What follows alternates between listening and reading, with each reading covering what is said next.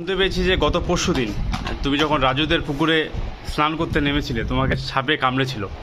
তুমি গত দুদিন ধূপগুড়ি হাসপাতালে ভর্তি ছিলে এবং সুস্থ হয়ে বাড়ি ফিরে এসেছো। ঘটনাটা কি হয়েছিল তুমি একটু বিস্তারিতভাবে বলো।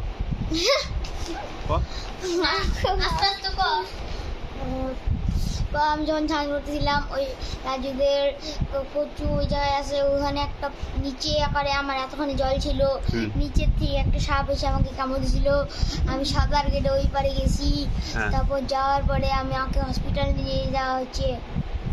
আচ্ছা, তুমি পুকুরে কতক্ষণ স্নান করেছিলে? আমি পুকুরে আধা ঘন্টা স্নান করেছিলাম। আচ্ছা, ঘটনাটা পুকুরে স্নান করতে নামার কতক্ষণ পরে ঘটনাটা ঘটেছিল?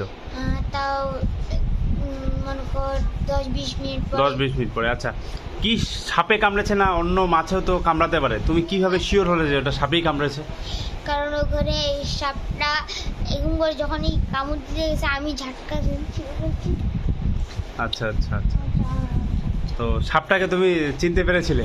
না, সাপটা যখন আপনাকে কামড় দিল তখন আপনাকে কেমন করে কামড় দিল? কুটুস করে কামড় দিল না কুটুস করে কামড় দিল?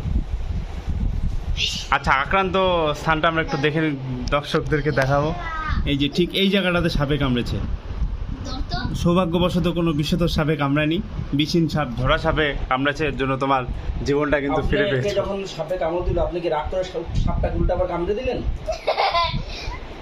লেজের মধ্যে? হ্যাঁ?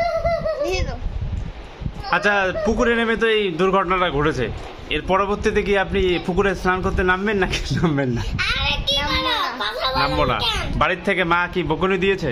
হ্যাঁ আচ্ছা, আর জীবনে পণ করেছেন যে আর কোনোদিন পুকুরে স্নান করতে নামবেন না, তাই তো?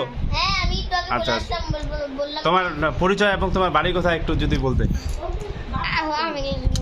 নাম ক? আমার নাম ধনী সরকার, আমি কুশিয়ামারি বাড়িতে থাকি। এই এই জায়গায় বেসগড়া স্কুলের সামনে থাকি। এটাই আমাদের বাড়ি অ্যাড্রেস। ঠিক আছে।